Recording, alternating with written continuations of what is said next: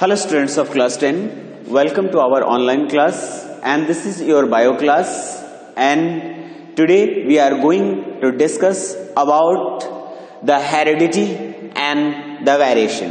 आज हम लोग डिस्कस करने वाले हैं हेरिडिटी और वेरिएशन, दो पॉइंट्स, एक हेरिडिटी और दूसरा वेरिएशन. ठीक है students, before this we have to discuss about the syllabus. हम लोग सिलेबस के बारे में डिस्कस करने वाले हैं कि सिलेबस हमारा क्या है बायोलॉजी का.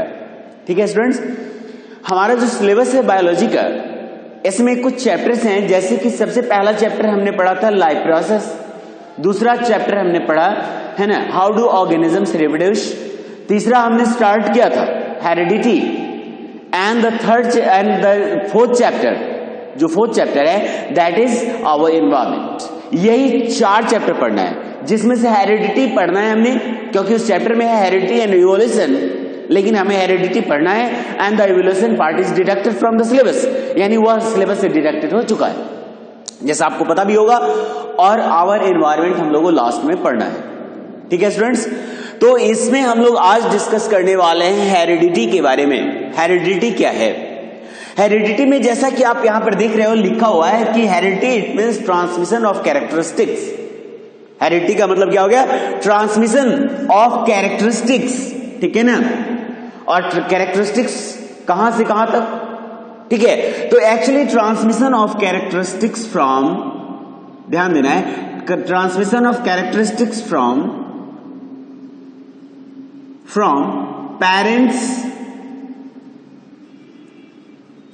parents to their offsprings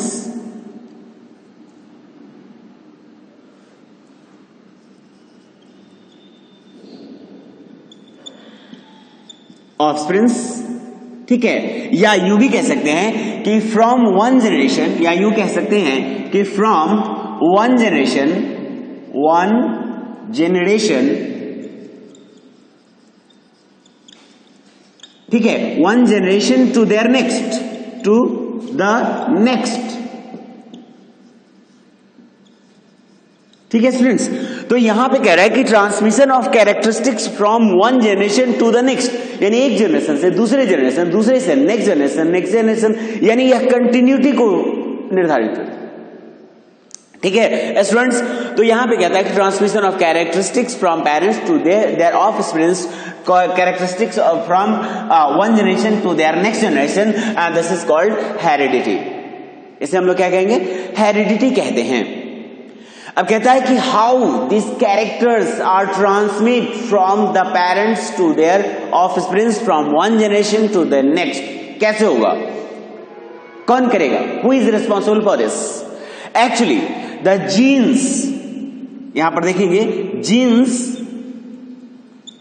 are responsible for this process, यानी हेरिडिटी के लिए कौन रेस्पॉन्सिबल हो गया? जीन्स हो गया. ठीक है, genes is responsible for the transmission of characters from one generation to the next, यानी वो एक जनरेशन से दूसरे जनरेशन तक जो कैरेक्टर का ट्रांसमिशन होता है उसके लिए रेस्पॉन्सिबल होते हैं jeans.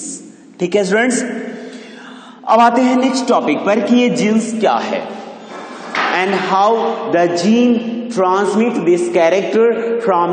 The characters from one generation to the next. कैसे जीन्स रेस्पॉन्सिबल हो सकते हैं, कैसे वो ट्रांसमिट कर सकते हैं कैरेक्टर्स को. ठीक है स्टूडेंट्स, तो जीन्स इज एक्चुअली, है ना, contain some special type of protein substance that is called DNA, यानी यह क्या होता है? डीऑक्सीराइबोज न्यूक्लिक एसिड कहते हैं इसे. ठीक है, और यह डीएनए है ना, हमारे बॉडी में प्रोटीन के टाइप और प्रोटीन के अमाउंट को गवर्न करके, उसको कंट्रोल करके, और हमारे बॉडी में डिफरेंट टाइप्स ऑफ कैरेक्टरिस्टिक्स को अपेयर कराने में हेल्प करता है. कौन? जीन्स. ठीक है, कि हमारे बॉडी में कौन से टाइप का प्रोटीन बनेगा, और यही होता है जो हमारे बॉडी में हमारे ईच एंड एवरी कैरेक्टर को डिटरमाइन करता है, चाहे हमारा हाइट है, चाहे हमारे कलर ऑफ हेयर है, चाहे हमारे कलर ऑफ आईज हैं, चाहे हमारा कलर ऑफ स्किन है. ठीक है ना, and each and every character, ठीक है, उसको गवर्न करता है. जैसे आपने देखा होगा, ठीक है ना, कि ऑर्गेनिज्म में डिफरेंट कैरेक्टर्स अवेलेबल होते हैं। जैसे किसी का आंख का कलर अगर देखें तो उसकी आंख का जो आईज कलर होता है, किसी का ब्लू होगा, किसी का ब्लैक होगा, किसी का ब्राउन होगा, तो किसी का ग्रीन भी हो सकता है। यानी अलग अलग टाइप्स के आईज कलर होंगे। हेयर कलर देख ले तो किसी का ब्लैक होगा, किसी का ब्राउन होगा, और किसी के वेरियस कलर्स हो जाते हैं स्टूडेंट्स। तो इसी तरह से आपने देखा कि इसमें जो है, अब ये जो कैरेक्टर्स किसी ऑर्गेनिज्म में अपीयर होता है वो आएगा कहां से, तो वो एक्चुअली आता है उसके पेरेंट्स से, या जीन्स हमें किससे मिलेगा, पेरेंट्स से, मदर से भी। और पेरेंट्स मतलब मदर और फादर बोथ, क्योंकि असेक्सुअल रिप्रोडक्शन में केवल एक पेरेंट होता है ना, और जबकि सेक्सुअल रिप्रोडक्शन में दो पेरेंट्स होते हैं, और हमारे पास जो जीन्स होता है वह इन दोनों पेरेंट्स से आकर मिला हुआ होता है हमारे पास। तो सवाल है कि ये जीन्स जो है वह होता कहां है, जीन्स कहां अवेलेबल होगा। तो आपने जो है वह क्लास 9 में पढ़ा होगा चैप्टर सेल, ठीक है ना, fundamental unit of life, cell. इस सेल के अंदर हमने आपको बताया था न्यूक्लियस, ठीक है, इसमें हमने आपको बताया था न्यूक्लियस, और इस न्यूक्लियस के अंदर हमने आपको एक थ्रेड लाइक स्ट्रक्चर था जिसे हम लोग क्या कहते थे, क्रोमैटिड्स कहते थे, ठीक है, क्या था वो, क्रोमैटिड्स था। और ये क्रोमैटिड्स नॉर्मल कंडीशन में होते हैं, और जब सेल डिवीजन के फॉर्म में आता है तो these chromatids are came in paired condition में आ जाते हैं, जोड़े में आ जाते हैं, ठीक है, और ये फॉर्म करते हैं क्रोमोसोम्स। क्या फॉर्म करेंगे, क्रोमोसोम्स फॉर्म करते हैं, ठीक है, इस तरह का लॉन्ग थ्रेड लाइक प्रोजेक्शन को फॉर्म करते हैं। These long and thread like projections are called chromosomes, ठीक है। क्या होता है, ये क्रोमोसोम्स होते हैं। इन्हीं क्रोमोसोम्स पर ये जीन्स सेगमेंट्स के रूप में अवेलेबल होते हैं, ठीक है, किस रूप में अवेलेबल होंगे, सेगमेंट्स के रूप में ये जीन्स अवेलेबल होते हैं, ठीक है। अब कहता है कि ठीक है सर, हमने देखा कि जीन्स कहां होता है, ठीक है, पर सर ये पेयर में क्यों होता है, सर पेयर में होना क्या जरूरी है, क्या जरूरी है कि ये पेयर में ही हो, ठीक है। तो बिल्कुल ये पेयर में होना जरूरी है, क्योंकि हमारे बॉडी में एक सिंगल कैरेक्टर को अपीयर कराने के लिए कम से कम एक कैरेक्टर को अपीयर कराने के लिए एक पेयर ऑफ जीन्स की रिक्वायरमेंट होती है। एक ट्रेट को अपीयर कराना है तो कितना, एक पेयर ऑफ जीन्स की रिक्वायरमेंट होगी, और इसीलिए ये पेयर में होते हैं, ठीक है। और इनका लोकस भी हमेशा सेम रहता है, यानी एक सिंगल कैरेक्टर को अपीयर कराने के लिए जो जीन्स होंगे वह जीन्स उन दोनों पेयर ऑफ क्रोमोसोम्स के सिमिलर लोकस में होंगे, एक जैसे। लोकस का मतलब होता है, लोकेशन वर्ड कह सकते हैं, लोकेशन का मतलब होता है कि द प्रेजेंस, ठीक है। तो वह सिमिलर लोकेशन में होंगे, और ये दोनों सिमिलर लोकेशन में आने पर ही एक ट्रेट को अपीयर कराने में कैपेबल होंगे। तो हम यूं कह सकते हैं कि क्रोमोसोम्स जो होते हैं वह जीन्स से मिलकर बने होते हैं, या यह भी कह सकते हैं कि genes are present on the chromosomes, ठीक है स्टूडेंट्स।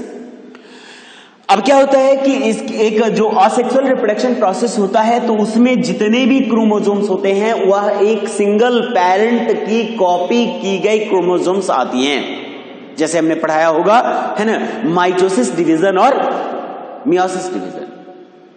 तो माइटोसिस डिवीजन से होता है असेक्सुअल रिप्रोडक्शन, उसमें जो डिवीजन होगा माइटोसिस डिवीजन वह उससे होगा असेक्सुअल रिप्रोडक्शन। और इस असेक्सुअल रिप्रोडक्शन में, ठीक है, इस असेक्सुअल रिप्रोडक्शन में क्या होता है कि जो भी क्रोमोसोम्स आते हैं वह उस पुराने पेरेंट की कॉपी आ जाते हैं क्रोमोसोम्स, इसलिए इसमें ज्यादा वेरिएशन के चांसेस नहीं होते, ज्यादा डिफरेंस का चांस नहीं होता, क्योंकि सारी की सारी जीन्स जो है वो एग्जैक्ट कॉपी करके अगले में आ जाते हैं। लेकिन जब ही सेक्सुअल रिप्रोडक्शन प्रोसेस होता है तो क्या होता है कि इसमें गेमेट्स फॉर्म होते हैं मियोसिस डिवीजन से, ठीक है। यानी हमारे जो नॉर्मल सेल होते हैं, यानी सभी सेल्स होते हैं, उसमें नंबर ऑफ क्रोमोसोम्स एग्जैक्ट होते हैं। यानी नंबर ऑफ क्रोमोसोम्स एग्जैक्ट करने का मतलब है कि हर ऑर्गेनिज्म में डिफरेंट डिफरेंट होंगे, लेकिन एक स्पेसीज के सभी ऑर्गेनिजम्स में नंबर ऑफ क्रोमोसोम्स सेम होंगे, नंबर ऑफ क्रोमोसोम्स सेम होंगे। और वही होता है कि हमारे बॉडी यानी हमारे ह्यूमन स्पीसीज में मान लिया जाए तो इसमें नंबर ऑफ क्रोमोसोम्स होते हैं 23 पेयर्स। कितने होते हैं? 23 पेयर्स नॉर्मल बॉडी सेल्स में। लेकिन जब मियोसिस डिवीजन से गैमेट फॉर्म होता है तो उसमें क्रोमोसोम्स हो जाते हैं 23। कितने क्रोमोसोम्स हो जाएंगे? 23 क्रोमोसोम्स हो जाते हैं। तो फिर से पेयर कैसे बनेगा, जोड़े कैसे बनेंगे? तो हम देखते हैं, हमने रिप्रोडक्शन में पढ़ा था कि एक जाइगोट यानी हमारी बॉडी जो है स्टार्ट होती है वो जाइगोट से, और उस एक जाइगोट को फॉर्म करने के लिए दो गैमेट सेल्स आपस में फ्यूजन करते हैं। एक गैमेट सेल के पास 23 है, अगले गैमेट सेल्स के पास भी 23 है, और ये दोनों गैमेट सेल्स फ्यूजन करेंगे तो जो नया जाइगोट फॉर्म होगा that consist of 23 pairs of chromosomes. इस तरह हमारे बॉडी में पेयर्स आते हैं। क्योंकि इनके पास अलग तरह के मतलब जो है ट्रेट कंटेनिंग क्रोमोसोम्स होंगे, और इनके पास यानी दोनों पेरेंट्स के पास डिफरेंट ट्रेट कंटेनिंग क्रोमोसोम्स होंगे। तो कुछ कैरेक्टर हमारा मदर का अपेयर होगा, तो कुछ कैरेक्टर जो होंगे वो फादर के अपेयर होंगे। और इस तरह एक ऑर्गेनिज्म में क्या क्रिएट हो जाता है? कुछ डिफरेंसेस क्रिएट होते हैं। ठीक है स्टूडेंट्स, तो इस तरह से आपने पढ़ा कि ट्रांसमिशन ऑफ कैरेक्टर्स, और इसी तरह से ट्रांसमिशन होता है क्योंकि इसमें दोनों का पार्टिसिपेशन होता है। एक ऑर्गेनिज्म के अपीयरेंस में दोनों का पार्टिसिपेशन हो गया, मदर पेरेंट का भी और फादर पेरेंट का भी, और दोनों के अपीयरेंस मतलब पार्टिसिपेशन के कारण एक ऑर्गेनिज्म में कैरेक्टर्स का वेरिएशन हमें नजर आ जाता है। ठीक है, और दोनों के कैरेक्टर्स उसमें अपीयर हो जाते हैं, दोनों उसमें पार्टिसिपेट करते हैं, दोनों का ट्रांसमिशन होता है कैरेक्टर्स का, और ऑर्गेनिज्म में वो कैरेक्टर्स दिखाई देते हैं। ठीक है स्टूडेंट्स, तो ये तो हो गया जीन्स। अब कहते हैं कि इसमें बायोलॉजी का एक ब्रांच ही लगा हुआ है जो इस पूरे जीन्स यानी कि पूरी हेरिडिटी एंड पूरे वेरिएशन को स्टडी करता है। हेरिडिटी एंड वेरिएशन दोनों को स्टडी करता है ब्रांच ऑफ बायोलॉजी। उस ब्रांच ऑफ बायोलॉजी को हम लोग क्या कहते हैं? तो उसी ब्रांच ऑफ बायोलॉजी को हम लोग कहते हैं जेनेटिक्स। क्या नाम देते हैं? जेनेटिक्स।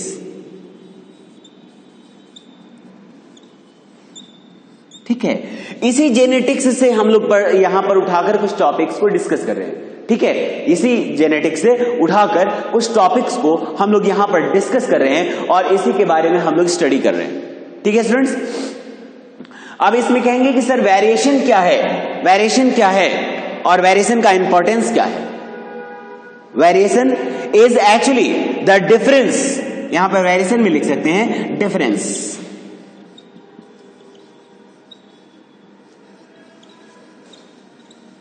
ठीक है, वेरिएशन में क्या लिख सकते हैं? डिफरेंस। तो difference what? Difference mean what?